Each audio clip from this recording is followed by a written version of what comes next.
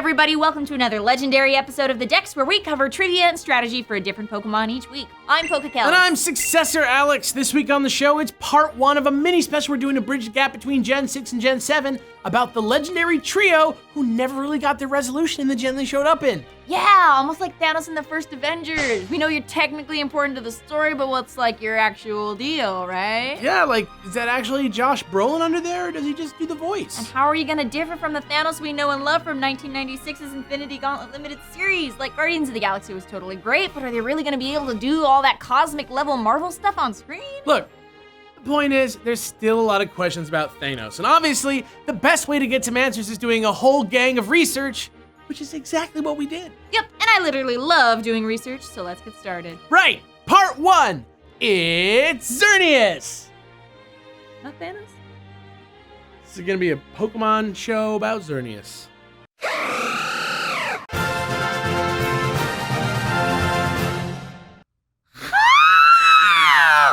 As you probably already know, Xerneas is the life Pokemon from Gen 6. Taking the form of a tree, it sleeps for 1,000 years, and when it revives, it can share eternal life. Apparently, its power flows through its rainbow-colored horns, which shine as it shares its energy, which can revive, replenish, and renew all that has been destroyed. So like, yeah, life, yo. So right out the gate, on looks alone, Xerneas shares a remarkable resemblance to the extinct genus of deer Euclidoceros, which means well-branched antler. These guys were as large as moose, and their antlers branched out in a wide fan just like Xerneas. It may be telling that this is an extinct genus of deer, as death and rebirth have a lot to do with Xerneas and its opposite, Yveltal. But first, a name dissection, because Xerneas has several possibilities. First is Xerneas. Xerneas, a Celtic god of life, nature, vegetation, and fertility. Xerneas takes the form of a stag or a human with stag ears and antlers, and that's like pretty darn cool. However, it also sounds very similar to the name of a deer from Greek mythology called the Ceryneian hind, also called Xerneas. She was an enormous female deer with antlers that was sacred to Athena. Her antlers were made of gold, and she was so swift she could outrun an arrow in flight, and honestly, sometimes I just feel like the Xerneas is me. What? Nothing. I didn't say that out loud. Okay, sure. And we also think Xerneas, Yveltal, and Zygarde are named for X, Y, and Z because of a very big change to the Pokemon games this generation, the addition of 3D. This is especially cool because in mathematical planes, there are axes that actually relate pretty well to our legendaries. The X-axis is the horizontal axis, which fits because Xerneas is a deer, a land creature that travels on the ground. Plus, the Y-axis is the vertical axis, so naturally Yveltal travels by air, taking flight. And the Z-axis provides dimension and depth, which one is a really cool way of tying it to the new 3D modeling look of Gen 6, and 2 relates to Zygarde living in caves and tunneling right through everything to get around. Dope idea, right? Definitely dope. But now, we come to that point we always come to in legendary episodes where we dive into whatever new information these guys can add to the lore of Pokemon as a whole. Right, and this Kalos trio carries some pretty heavy implications, bros. Like literally universe-shattering stuff, dude. Yeah, so you know what? Let's not even waste any time. Get your grains of salt ready, because it's time for this week's edition of the Pokemon Creation Myth. Yeah, etc., etc. Just keeping you on your toes, my dude. I'm with you in there.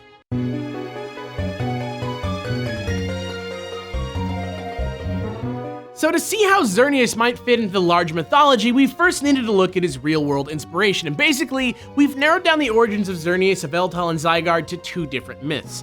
First is the Hindu Trimurti, a trinity consisting of Brahma, Vishnu, and Shiva, the gods of creation, preservation, and destruction, respectively. Brahma, the creator of the universe, made all life and all the creatures of the world. It is said that one of Brahma's years is 4 billion Earth years, and that after Brahma lives 100 of its years, it dies and Shiva dissolves all of creation. After that, 100 more Brahma years have to pass before Brahma is reborn and creates the universe again. This draws a lot of parallels to Xerneas' Pokedex entries, which state that it sleeps for 1,000 years and then shares the energy of life when it awakes. Yeah, and Xerneas and Yveltal seem to represent this creation, destruction, and recreation cycle together, which is awesome. There's even one tale where Brahma transforms into a strong stag, though, full disclosure, it was definitely so he could chase down his daughter and take her as a wife, which is not super tight. Possibly because of this, Brahma is the least well-known of the gods that make up the Trimurti, and we'll learn more about the rest of them next time. Now, our second myth comes from Nordic mythology and the deers Dane, Dvalin, Dunir, and Durathror. Norse mythos states that the universe was contained in Yggdrasil, a tree that houses all 9 realms, and in the center is Midgard, which represents Earth. Here, it is said that 4 stags ate the new shoots from Yggdrasil, and that each had a different colored jewel in their antlers. Yeah, so that definitely smacks of Xerneas, but here's one better. These 4 deer were also said to have originated from another mythological giant stag called Xerneas, who resided on top of Valhalla and ate leaves off the great oak tree around which Valhalla had been built. And out of its antlers flowed dew that was the source for all the rivers of the universe. And we all know that water is life, my dudes. As Gen 6 was coming to a close, we learned in the Delta episode that both X, Y, and Oros took place in a different continuity/dimension/universe than the previous games. The main difference between the 2 universes being the existence of mega evolution. Remember how I said Xerneas' cycle of dormancy, burst of life, and the rest is modeled after Brahma's creation of life? Part of that deal is that at the end of one of Brahma's life cycles, everything in existence is dissolved into nothing and the next cycle begins anew from nothing. A brand new and entirely different universe. We didn't know it at the time, but maybe that's what Xerneas was symbolizing for us the entire time in Pokemon X. That this was the birth of a new universe, not only one that looked different, but was truly an alternate continuity. The clues were right there, man! Plus, the main story of X and Y revolves around a potentially world-destroying event involving all life on Earth. It's totally symbolic of Pokemon totally revamping the look and revitalizing the spirit of Pokemon. But that's all for now, because we still have 2 more weeks of this, homies! Yeah! Yeah!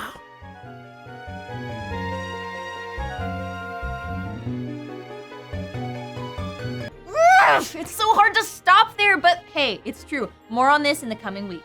Right, but for now, Xerneas is one of the major players in the current meta, so let's take a second to last look at VGC 2016 battle strategy right now. That's right, we're switching over to Gen 7 right away this time. Let's do it. Let's do it. Pokemon! Pokemon! Bow! So yeah, Xerneas is one of the major players in VGC 2016, and it's all thanks to its move Geomancy, which is basically a 2-turn double boost to both your special stats and your speed, which can actually happen in just 1 turn if you're holding the Power Herb. Start with a timid one, and super train it in special attack and speed. Basically, just get the Geomancy out with whatever hijinks you can, and then lay smack down until you can't move anymore. The popular choice is Stab, Dazzle, and Gleam because it hits both opponents, but we also recommend bringing Moonblast to the party to get around that wide guard and keep them guessing. Finally, in that last slot, go with Protect as needed, and you've basically got one of the most devastating sweeps in the game at your disposal. It sure is simple, but it sure does work too. Trust. And that's that, but of course that's not the only way to train as Xerneas, so as always, here are a few random thoughts. Some people like to run a coverage move over Stab Moonblast to take out Groudon and Kyogre, but while Kyogre gets bopped by Thunderbolt and Grass Knot, Groudon requires Hidden Power Ground, which can be pretty tedious to do without hacking your Pokemon, so maybe just stick to Showdown with that one.